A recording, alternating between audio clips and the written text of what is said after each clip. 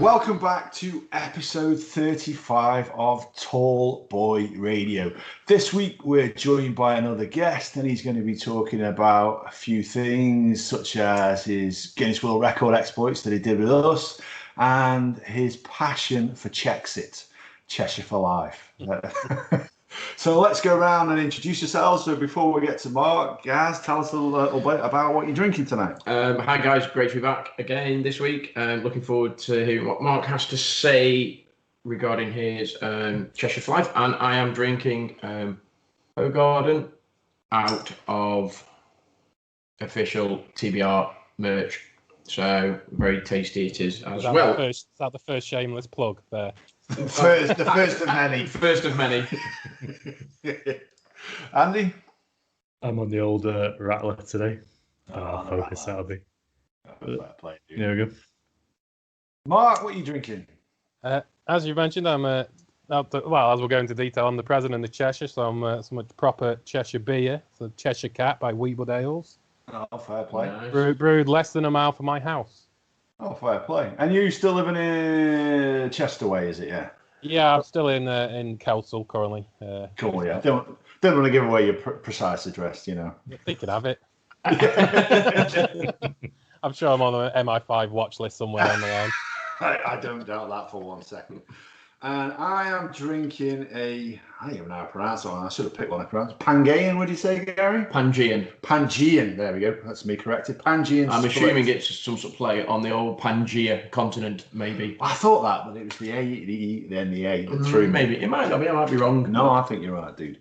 And it's a pineapple vegan milkshake IPA. Pineapple shouldn't be in drinks, let alone on pizza. There was a reason why I picked that one up when I saw it. You know, I thought, if we can't have it in a pizza, Gary, we can have it in a beer, surely. If you don't know what I'm on about, go back and listen to episode 34. Gaz did one on food.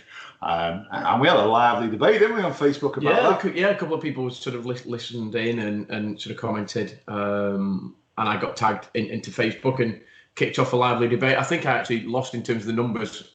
Most people subscribed to Adam's side of the argument, which was actually pineapple is okay on pizza.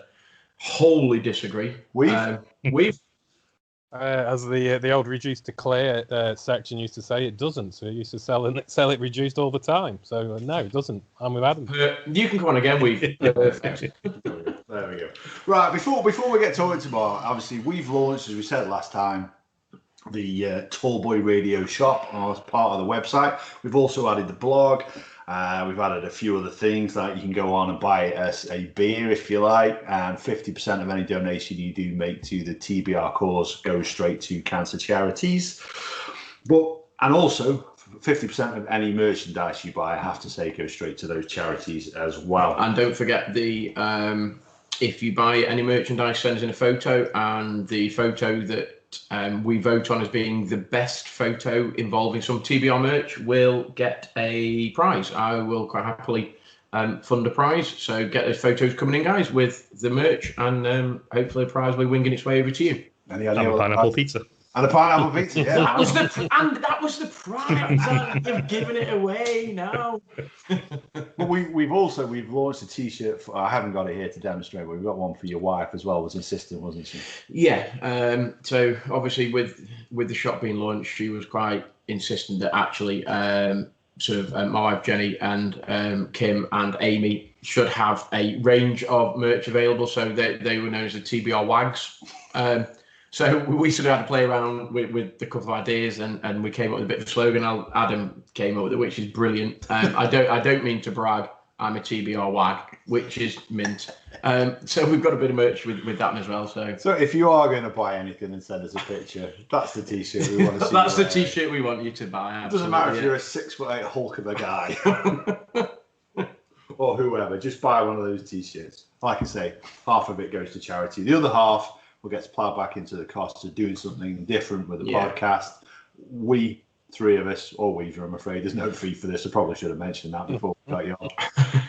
We won't take a penny in this. So anyway, let's have a look at a bit of the merch. I'll pass it over to Gaz because obviously I've seen it. So that is the TBR bag. If you want to hold that one up to the camera. There we go. Can we see that? There you go. So there's the the TBR sort of hold-all bag, a lovely over-the-shoulder strap as well that you can have. So I'll just open that up a little bit. Look at this bad boy inside. It's decent quality. It's good quality stuff. So store all of your office and stationery items in there. Look, there's areas for pens, there's phones, there's inside zips, there's a secure zip in there. Absolutely top drawer. I think you're fair. Is there a Velcro pocket? I love a good Velcro pocket. There's a Velcro pocket. Man. There is a Velcro pocket, and easily inside will fit your laptop. And a clip for your keys as well, if you're into that kind of thing. So there we go.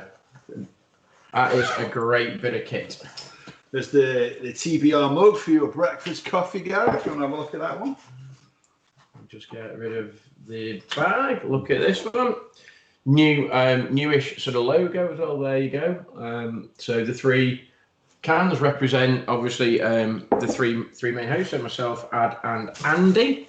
I don't think we've ever shared that before. Actually, the reason for that, there is 3 cans is one. So the 3 cans, there's 3, and obviously there's some microphone speakers, and then the TBR logo. So get yourself online and go grab yourself a set of TBR mugs.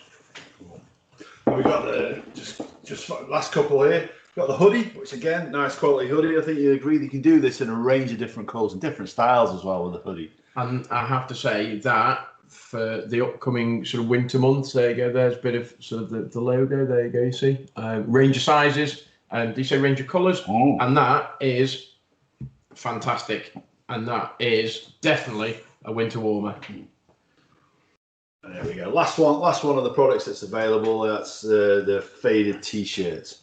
So there we go. So the sort of faded design for the t-shirt. If we just pop that up there again, TBR logo. There we go. And again, available in a range of sizes and top quality merch. The last one I wanted to share is something we talked about last time was doing, but it's going to remain a one-off because in terms of costs, unless you want to pay about 60 quid for a 7-inch single, we won't be making these available. So this is a 7-inch picture disc of the TBR, oh dude, hold on, the TBR theme song, which is by Oscar Albis Rodriguez, and it's called London Bayou. There you go, look at that bad boy. So that is a one-off. And I have seen that being played by Ad, and it looks fantastic. If you are out there and you would like a 7-inch single cutting and you don't mind paying the fee, then that's it. Yeah. Certainly get in touch with us, and we'll be more than happy to sort that out for you. But that's fantastic. I suspect we'll probably have to send a portion of that as well to Mr. Rodriguez, given it's all given that it's his music. Yeah. So that's it. Yeah, we just wanted to showcase a bit of the products that we've got available because we're really pleased with them. There'll be plenty of stuff added, new designs added all the time. We still like the idea of a TBR beer, so we need to find somebody who's going to produce that for us, a tall boy radio beer. That would be as long as we get to free taste and sample and all of that. Yeah, we will be heavily involved in the testing. That would be decent. That would be decent. Cool. So Weaver's here anyway. So the first thing we're going to talk about with Weave is, Weave is one of the 3 of us sat here are the only 3 actually to have partaken in every Guinness World Record attempt that we've had a go at, successful or otherwise. So we did the first one, which was only 34, 36 only 34, was it? I thought it was 36. 36 is in my head. Could be 36, mate. Yeah, could be 36. Was that Jimbo's tab? Jimbo's tab. Yeah. Oh, look at that in the background as well. And the second one, which was the original. Pull up that. This is from the second one. For the people watching on YouTube, right? Show off your certificate, Weave. Oh, I'll have to, hold on a minute. I was going to unplug himself now. You're hoping I wore trousers. Well, nothing would surprise me. Look at that. Look at that. Beautiful. Look at that. Oh, hello. Now smash. I'm sure that was good radio. The silence of me walking over a wooden floor in my attic. Yeah, you've got to go and check the link out on YouTube. And for those people that are just listening to podcasts, we are now looking at a genuine Guinness World Record certificate. Yeah. That goes to every house party with me. It's a hit. Absolutely. I've got mine up in the downstairs loo, and I can't wait to add a second one. Mine's up in the office, and can't wait. And while we're on that, I mean, should we talk about that now? So a little bit of an update in terms of where we are. Obviously, there was myself, Adam, and what was it? 5 others. Yes, 5 others. Chris, Andy, Jordan, Daz, Andy, and we mentioned Andy. Yeah, and we did. Most doubles hit in a 24-hour period, and we smashed the record. Well, I say smashed the record. The target that Guinness gave us, we absolutely annihilated. Due to COVID and due to various restrictions, it's difficult to collect the evidence. We now have that evidence. I've been in touch with Guinness, and basically we're waiting for our records manager to get back to us. He has to basically gives a postal address because all the evidence can't be scanned and sent electronically. So he has to give us a postal address. I sent a couple of emails out. He said it takes 2 weeks for them to reply.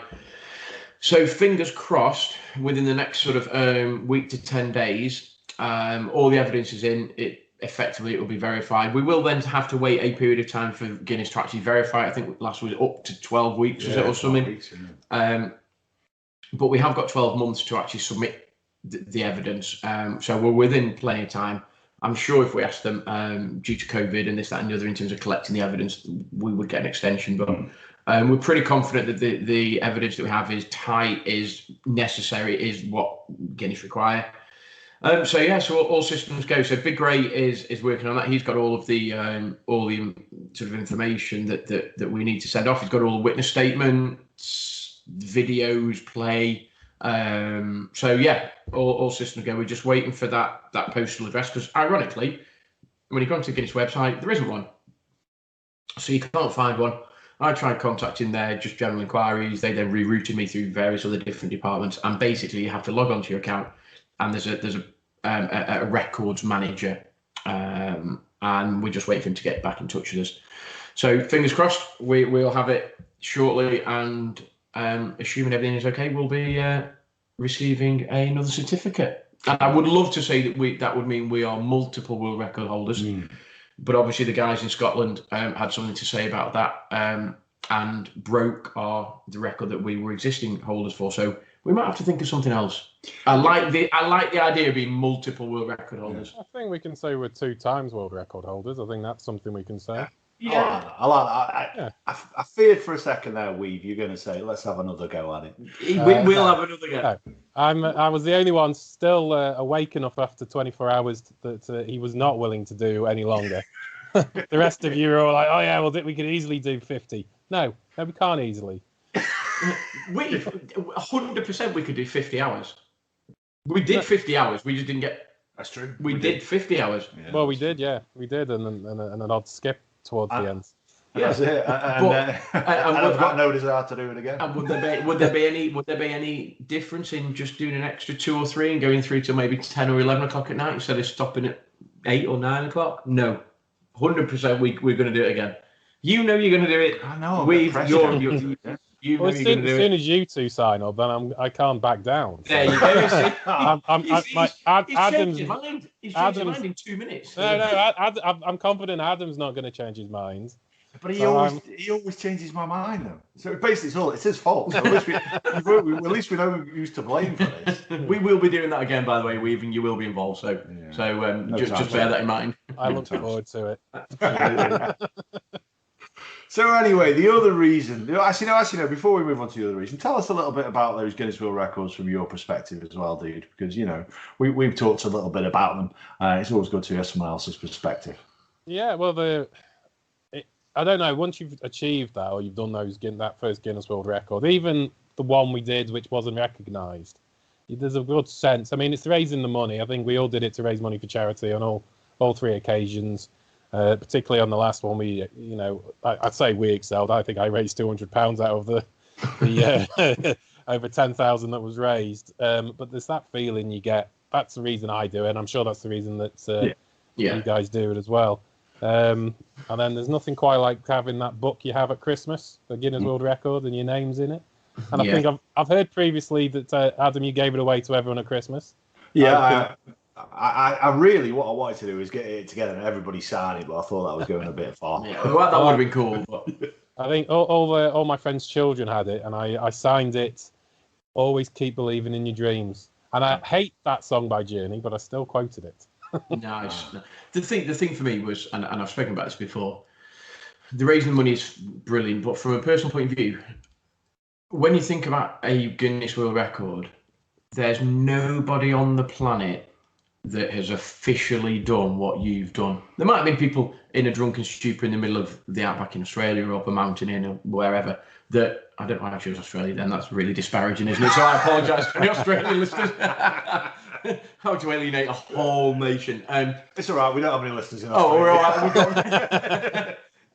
But, you know, so, you know, and you might stay up for periods of time, but to be recognised officially and nobody else on the whole planet has officially done what you've done, and that's like mint. That's mint, and the money, and we've mentioned it multiple times. The contribution that Dartwolf made and all of that, it was phenomenal, fantastic. I think we got recognition from Great Ormond Street as well, didn't we? Yeah, we did. I was on a Zoom call last Tuesday, actually. Yeah, I didn't know she was going to be on it when I was invited on, but the CEO of Great Ormond Street Hospital was on it as well, saying thank you, and we are receiving a platinum award for charity fundraising for them, which is nice. Yeah, because of all the people on the call, there's a couple of people getting gold ones. We were the only ones to have raised over that amount, over the £10,000 to qualify for a platinum award. So again, we always say thank you to Dartwolf. Yeah, he's now back on Twitter. It is now back on Twitter. Yeah. He contributed pretty much all of it, didn't he? God bless him. Yeah, but yeah.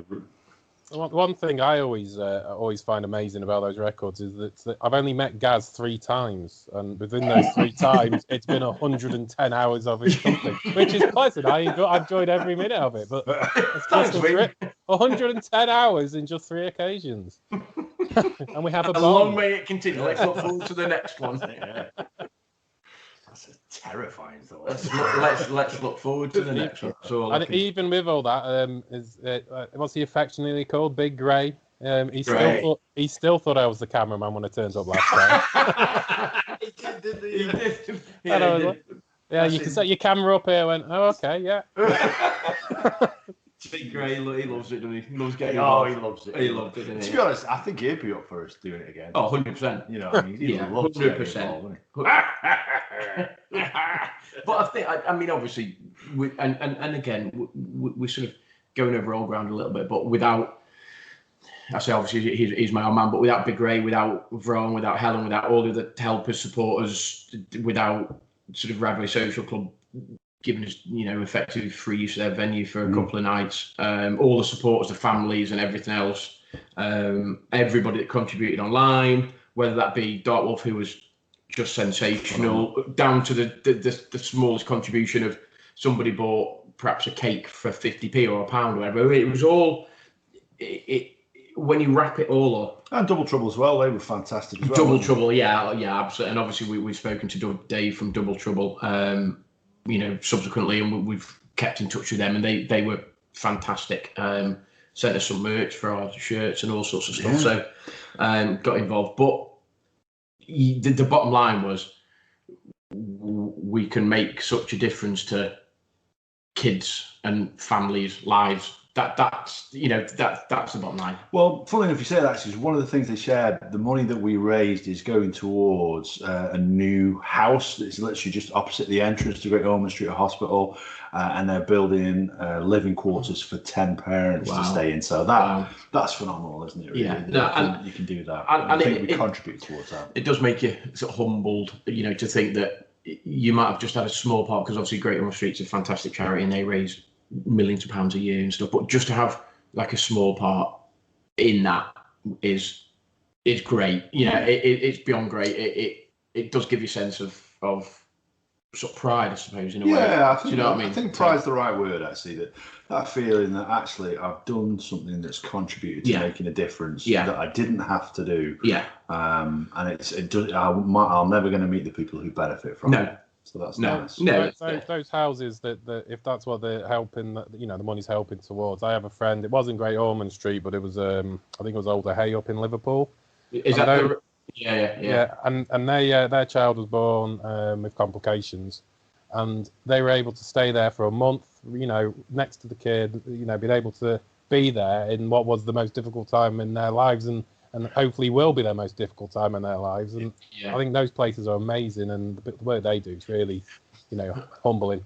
I know. I think the Older Hayes, Ronald McDonald House, is that?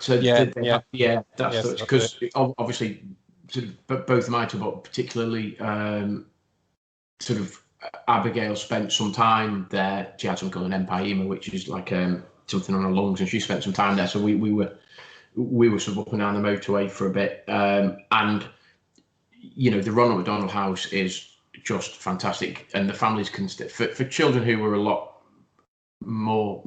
iller, is that even good English, than Abigail, but to have the facility where families can actually stay there and you are literally on the doorstep is fantastic. So Old Hay do a great job, and the Ronald McDonald House is fantastic, and Great Ormond Street will be the same. But to know you've played a tiny little part in that is so gratifying. It is brilliant. Yeah, it is brilliant. Yeah, it is. So let's move on to something just as serious. Cheshire for life. When I mentioned the idea of getting you guys getting you on for the camera, that was the visual sign. If you're watching on YouTube, that's the Cheshire for life handshake. What the fudge? Yeah. That's pretty much what Gaz said when I was explaining this. When he says, "Well, okay, well, what's we going to talk about?" I says, "Well, he's got this group called Cheshire for Life." Okay. So what is it? And then Adam told me, I was like, excuse my French, what the fuck? How sound does that work then? But clearly he hasn't explained it properly, because it makes perfect sense. Well, and you know what, this podcast is your forum, so if you just give us a brief sort of précis analysis of, go on, what is it then? Okay, so I think I'm going to start it off with a satirical view to begin with, just to put that in there, because we got quite deep at one point with the whole calf policies, and they only make sense if you prefix it with satirical. So the idea was, and this was back in 2009, long before the Scottish independence vote, long before Brexit. Obviously, they'd all been talked about, but I think at that time, for some reason, my friendship group had decided or started reading about the Cornish Independence Party and things like that.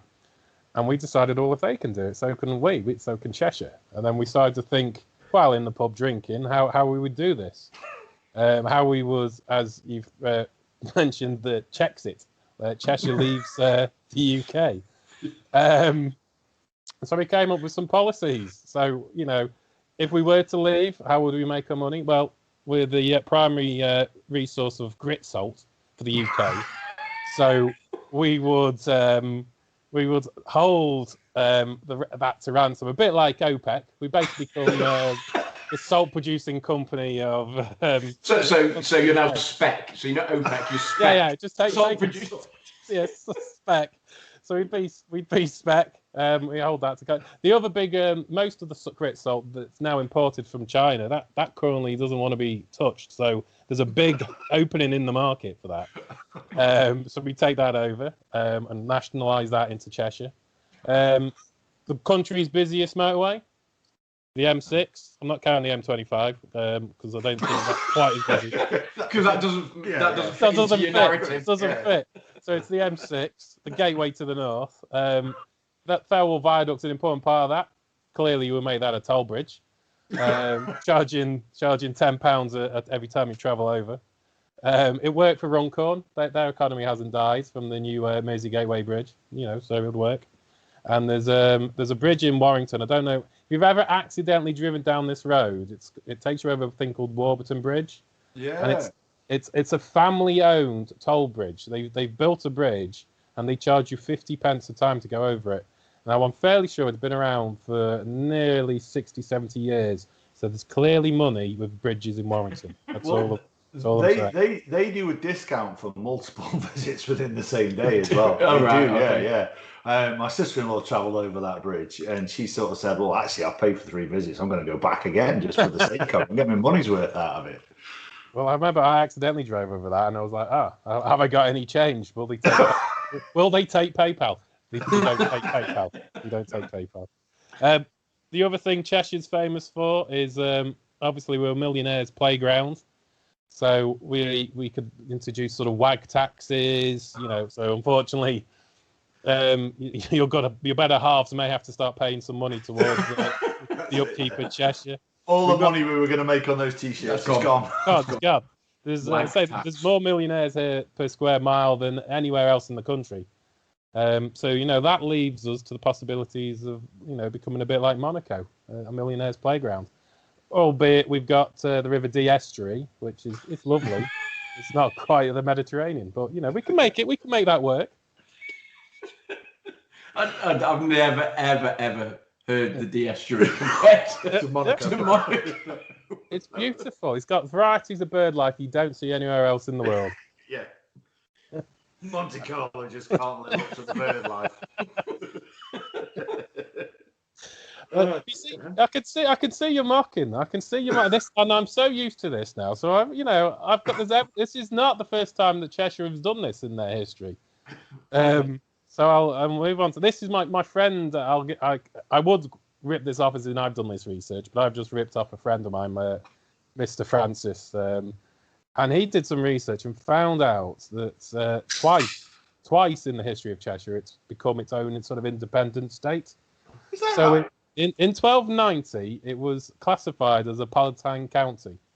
Now, I'll be honest, I haven't had a chance to look up what Palatine County means, but I'm thinking it means independent. So that Andy, Google it. Andy, Google it. Can we get a fact checker, an independent fact checker on this, please, Andy? That one I might give up on, right? Yeah, I might do. Palatine is I'm sure that's related to religion in some way. Or am I thinking of Palantir? Am I thinking of Paladin? Paladin. Yeah. You got to bear in mind my pronunciation is pretty poor. So yeah, it could be anything.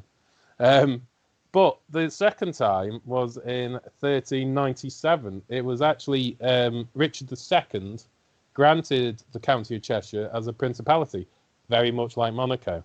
And that was down to the Cheshire bowmen surrounding the Houses of Parliament at the time until the elected officials inside came up to the right decision of what Richard II wanted. I think it was around.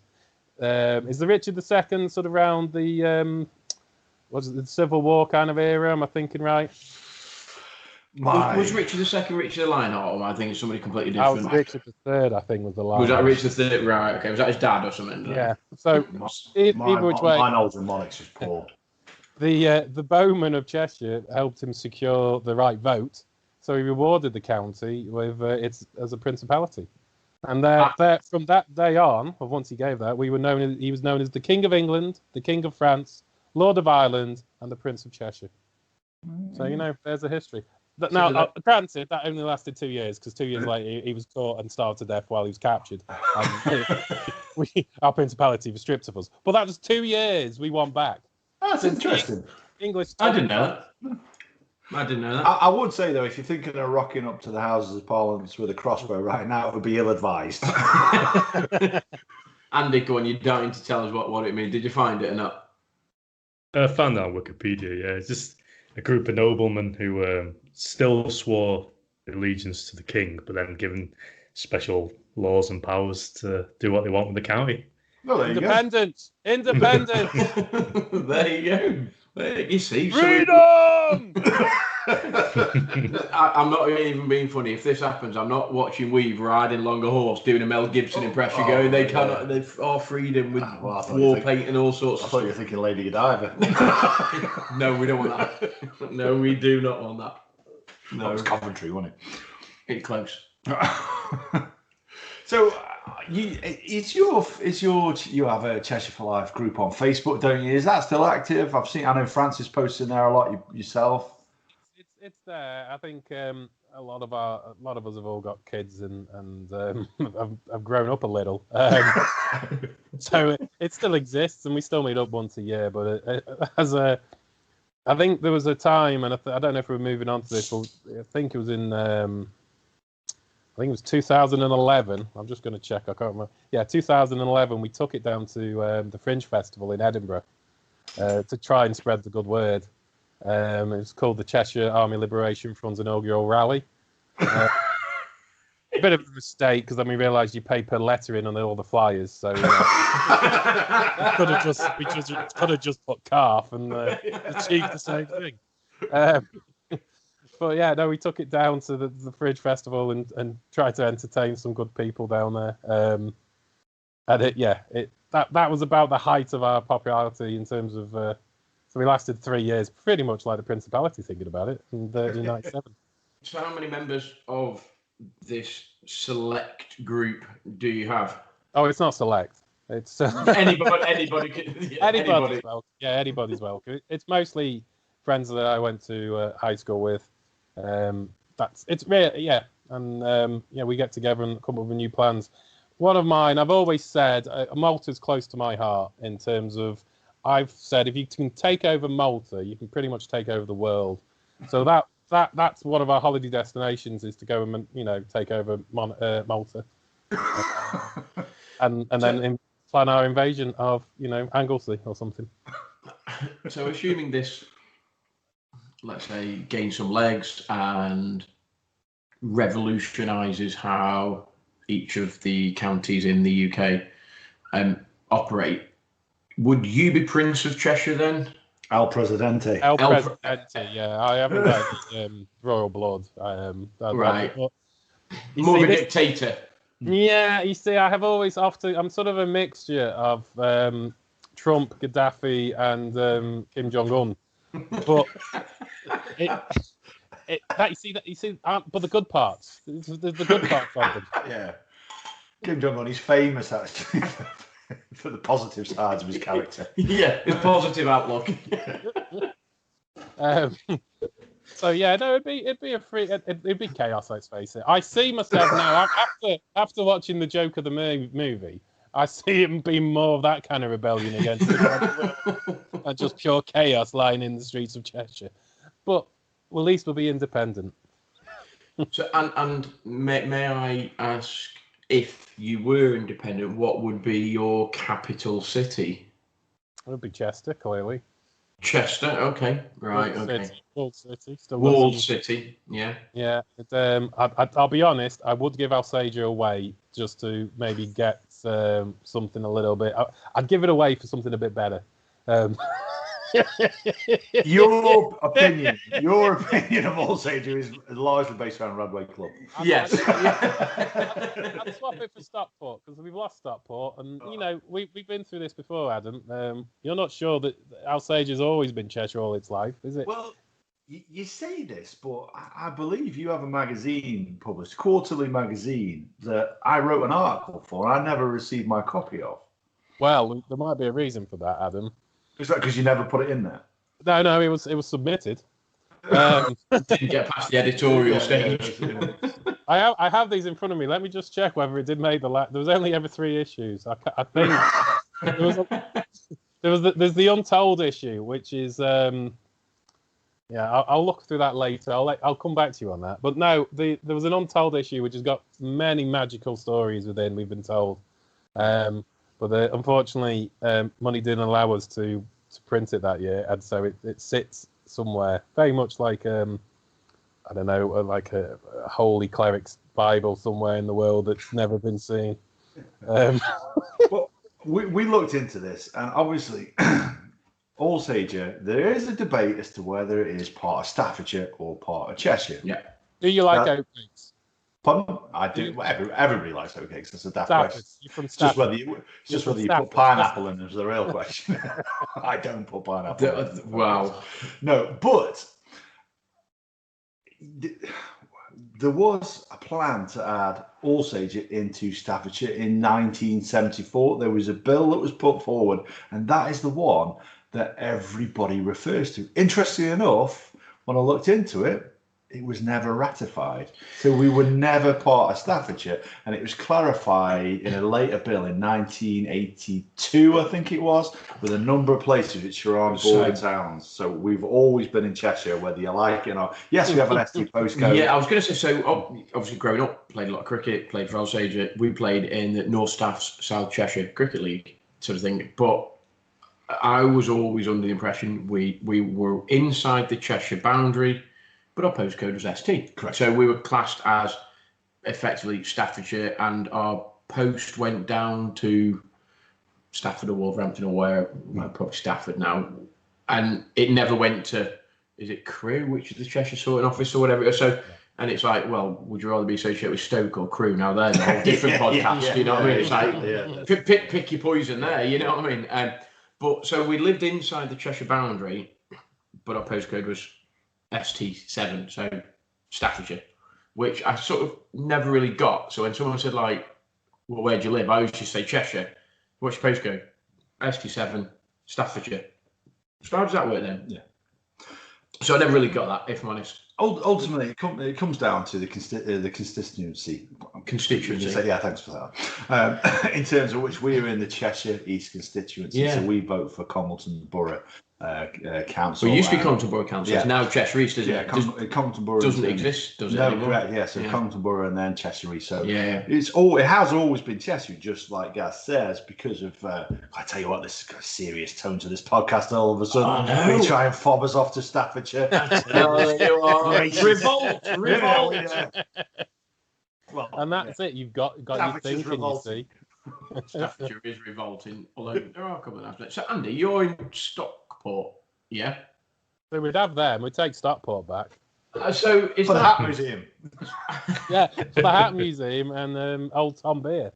So are you? So Andy, so are you like Greater Manchester then, or something? Or where are you? What's your postcode then?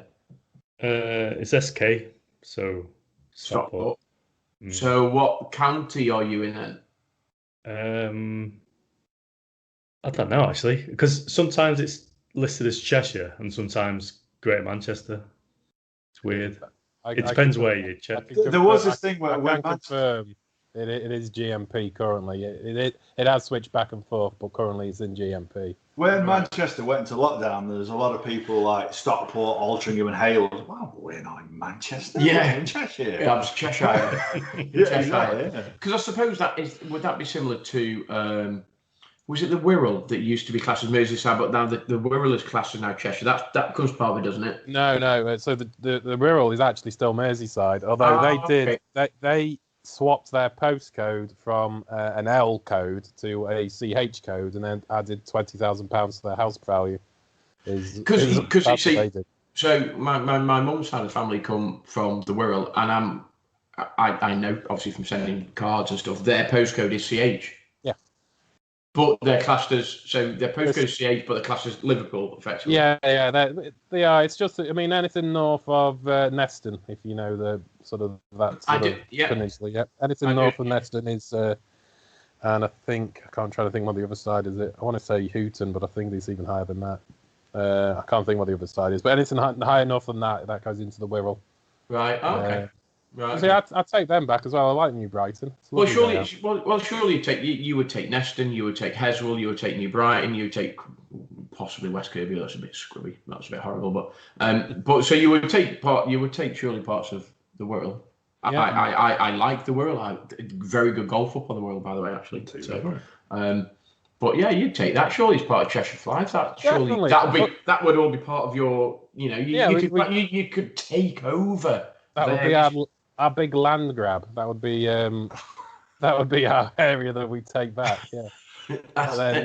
Then there's another top. Cast asunder. Let's get back to Alsager being cast asunder. That's what was that? What was that game? Was it Risk, where you used to move your people from various? That'd be we've just plotted. Like, where can we expand our boundaries? Where can we go?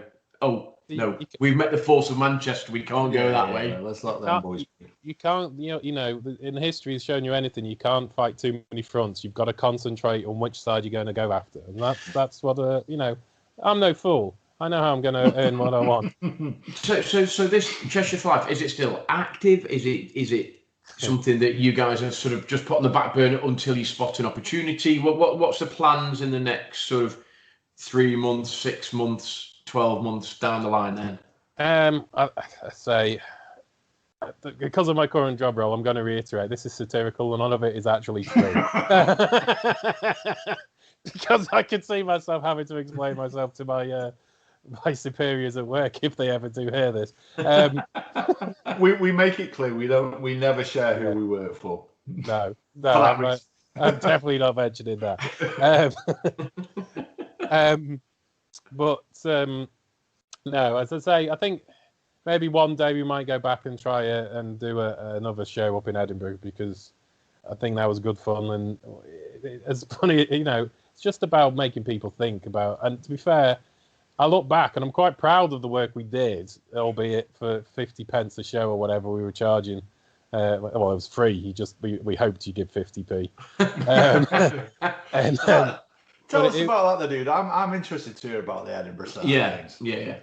Okay, so I'd say the founding members of CARF would be myself, a gentleman called David Francis, a gentleman called Dr. David Harmon, and Smith and Stephen Baldwin. And we all got together, mostly through fan. Not the actor. Now that would be a decent family to get behind you. There's a lot of those boys, And yeah, so we got together, we talked about this in the pub, and then Fran said, let's go and take this to Edinburgh Fringe and do a comedy show on the Fringe.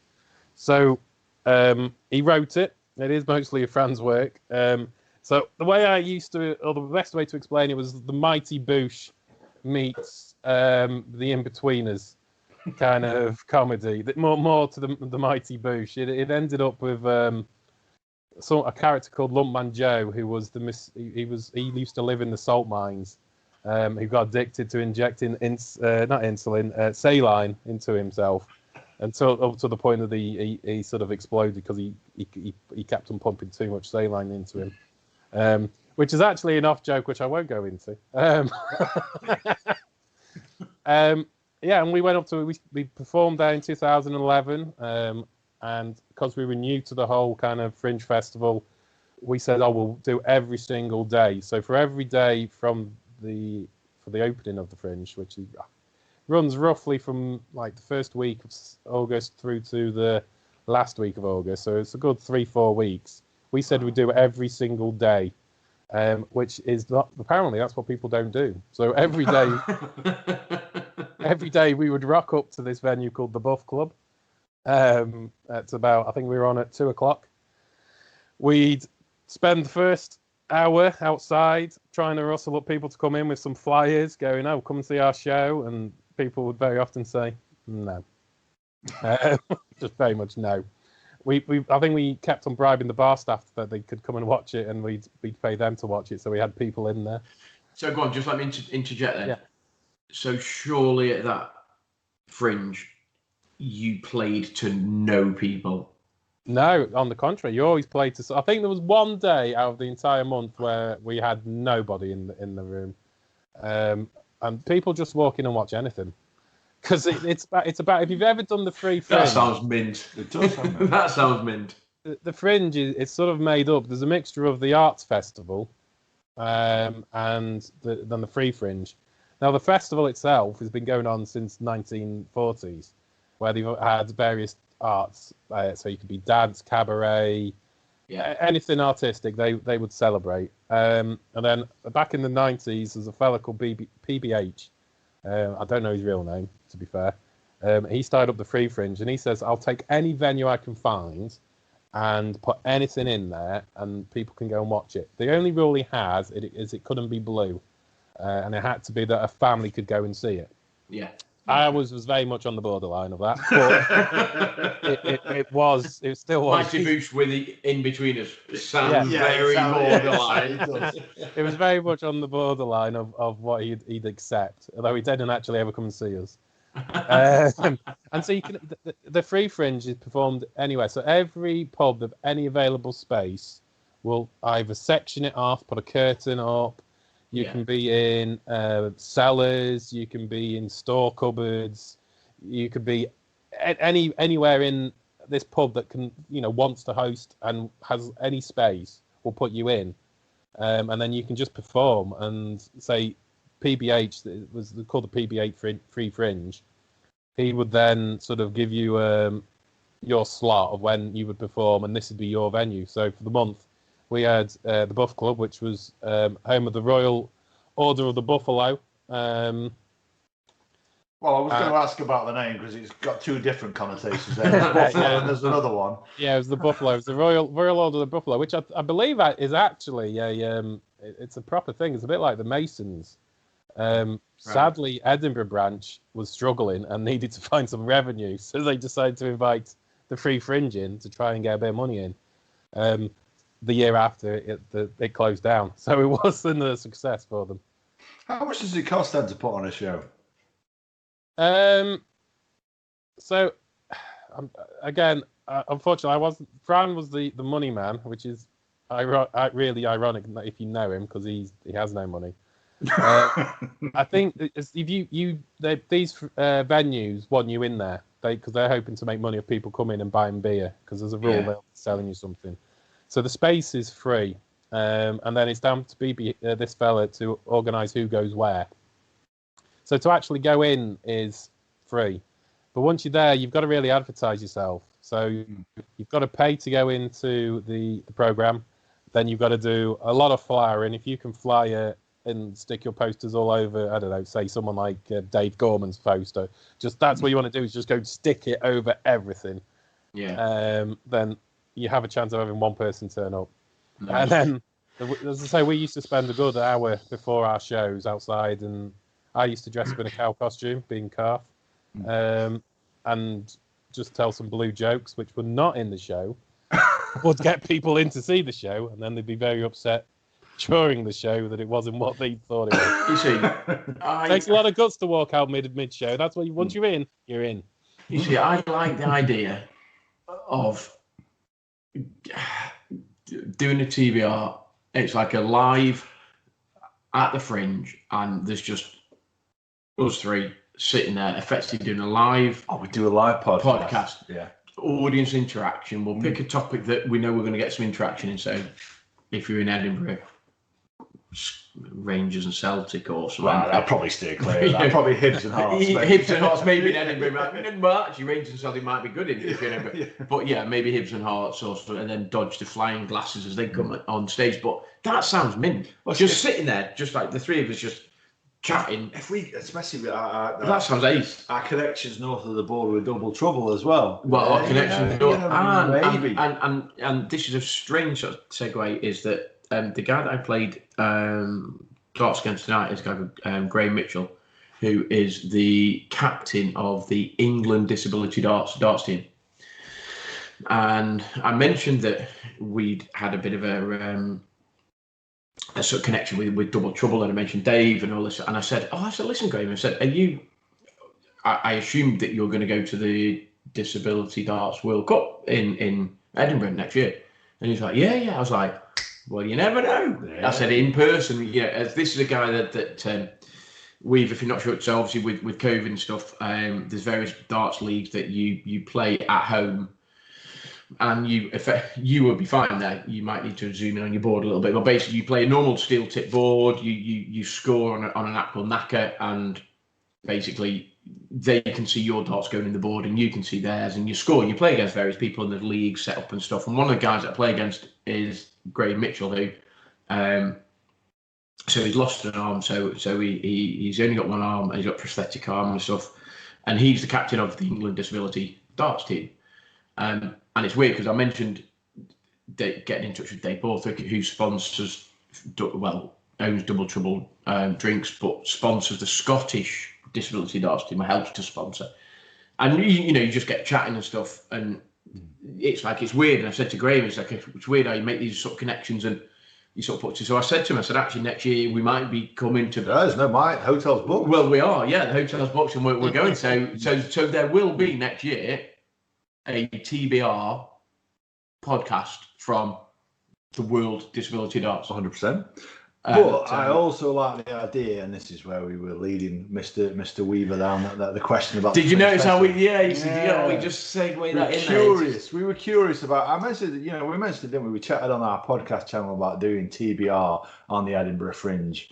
I'm pleased you guys buy into that idea as well, because I love that idea. We may even get Mr. Weaver up for a couple, maybe for the week. We need to. I can do a guest appearance, I'm sure. Yeah. I know all the good pubs. I don't. I know all the pubs that serve to Yeah, late hours. I was about to say. So we need to think. If we are going to do that, we need to think about A, when, B, what are we going to talk about, and well, when would be quite easy, because that if you're doing the Fringe, it'd have to be August. No. What I meant was we were not going to go up there and make the same silly mistake that you didn't do. Yeah. We'll just do the whole 4 weeks. It's like, at what point will we do that? But maybe we try and get a week. I think a week in Edinburgh. Yeah. Could we fill a week just talking absolute garbage? Oh, we fill an hour every week. How many episodes? 35. We've done all right so far. Exactly. Yeah. It's a day and a half. Absolutely. The whiskey and the fried Mars bars will help. 100%, yeah. We did 2 hours with Kevin Spacey. Ish. That's a whole different. Yeah. But no, I do. I really enjoy the idea of effectively a live broadcast, I say in front of an audience. You might get one man and his dog, you never know, do you? But I like the idea of a live sort of interaction, audience interaction.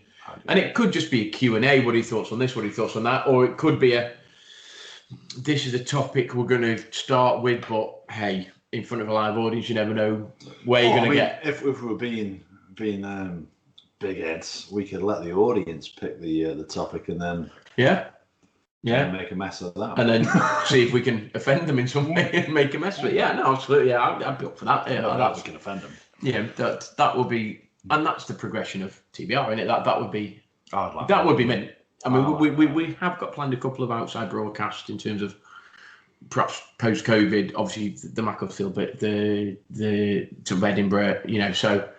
Well, and also we'll be paying very close attention to what Boris says. We're recording this on a Tuesday night, and I know every time he speaks, I'm sure Andy does exactly the same thing. How does this affect our whiskey tasting? Yeah, because you boys are on. We are on. Andy, when is that? Has he been in touch? No, not got a date for it yet. It's going to be around about Christmas, before or after. Don't know which yet. Yeah, me and Andy we're on a whiskey tasting panel. Do you like whiskey, Weave? No, it's not. It's not my tipple, I'm afraid. I'm a rum man.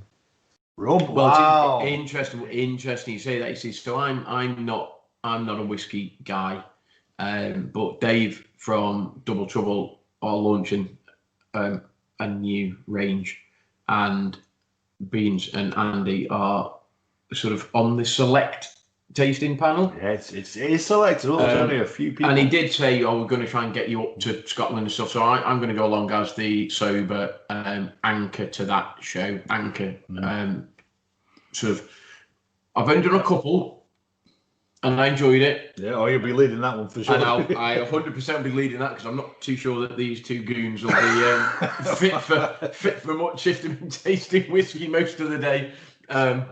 So that's it on in the pipeline, isn't it? Looking forward to that, yeah. So that'll be good. We're getting there, aren't we? We'll wait and see. But we're spreading the good word. So then, Mr. Weaver, then what's next? What is next for Cheshire for Life? Have you thought about standing as an MP?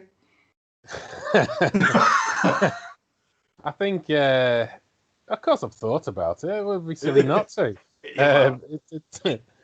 I think for me, it'd be through the trade union route. I think it'd have to be sort of the power to the people kind of vote that I'd have to get. He's Lech Wałęsa. He's the English equivalent of the Lech Wałęsa, the Polish guy that leaves there. Come on, here we go. But I don't remember Lech Wałęsa ever dressing as a cow though. What he didn't mention is your cow outfit is monogrammed as well, is it not? It is It's monogrammed with car. It's the best £130 I ever spent. No. To be fair, it came into its own. I think I'm going to try and show this in. I don't know if you'll be able to pick it up, but you won't. There's a thing I do when I go away. It's called Weaver Rodeo. I don't know. It can be. So I dress in the cow costume, and then you jump on and see how long you can hold on for.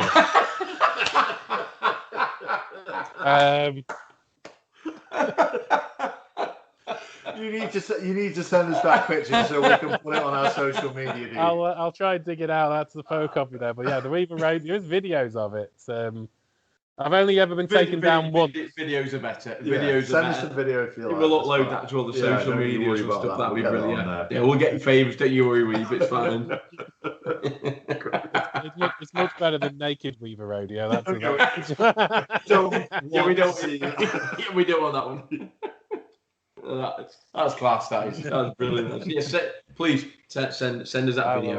I'll dig that out. I'm sure I'll make it Double Trouble and is it Jim Melliard and people they'll love retweeting that. Send that one out to those 80,000 followers, Jim Melliard. Yeah, God bless him. So, do you know how much it costs, by the way, to stand as an MP? Don't you have to just pay? Is it £1,000? Is it deposit? 500, and you get that back. You get that back if you get 5% of the votes. Optimistic, I know, perhaps, but in a conservative stronghold of Edsbury. Yeah. You'd be lucky if you got 1 or 2, I suspect. Yeah, I think you'd be very fortunate to get 1 or 2. Yeah. So, what are your plans? Yeah, we're going to attack Greater Manchester. We're going to put a toll over the Thelwell. We're going to whatever the other policies are. We're looking at taking Anglesey. Yeah. The way I see it, as long as I, get some good algorithms on Facebook, there's a chance that it might all happen. That's how to win these things. It's all down to the algorithms. Well, the thing is with the algorithms on Facebook, they only work if you're actually willing to pay them money, and this is what we're finding. We're getting better impact on Instagram and Twitter, and people seeing it. Facebook, you've got to pay for the adverts really for anybody to see it. We just need to make sure we're not talking too loud because Alexa will be listening our phones will be listening, so we'll be getting all sorts of Cheshire for Life ads coming through on our phone. It's like. Have you done the Alexa test for the Welsh for 100, 100, 100? Have you done that yet? No, go on. Well, do you know this as a Welshman? As a Welshman, yes, I do. Yeah, we don't. That's the one word we don't use on this podcast. Well, Welsh. That's a bit offensive to my Welsh colleagues. No. The phrase that Australia, Wales. We offend them all. Don't worry. We can ostracize them all. Don't you worry. In one fell swoop. So I think that pretty much wraps up that episode. Now that we've upset Wales and Australia, so New South Wales and the regular Wales. Nice. Nice. I like that. It's F in geography. I know I got an F in geography. I'm not saying F in geography. So shall we say our goodbyes then, Andy? Yeah, I look forward to part 2 when you all do a 50-hour darts marathon. Part two when we're live from the Edinburgh Fringe, Andrew. You're up for that, aren't you? Yeah, I'll do that. If there's whiskey. They've got good whiskey. It's Edinburgh, it'd be fine. Yeah, they'd be fine. Yeah, exactly. Mr. Weaver, thank you very much for joining us. It's been entertaining. Absolutely. Yeah. If you'd like to say your goodbyes. Good night and God bless, and from the Tower of Eastgate. Laugh. Brilliant. We've fantastic. Wasn't aware of the Cheshire for Life movement. I'm well aware of the Cheshire for Life movement now. I'm fairly sure I've mentioned it in the 110 hours. 111 hours now I've spent in. That's the most bizarre thing. 111 hours you spent in his company. He doesn't know anything. I don't know anything about it. I even won the T-shirt. My darts flight say Carfel Presidente on. Did it?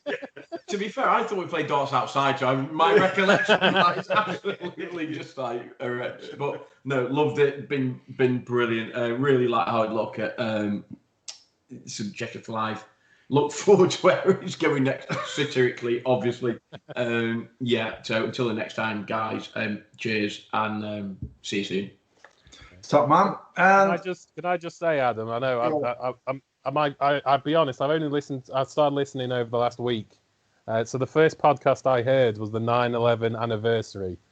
I was megally nervous when I heard that. I went, "You want me to follow that?"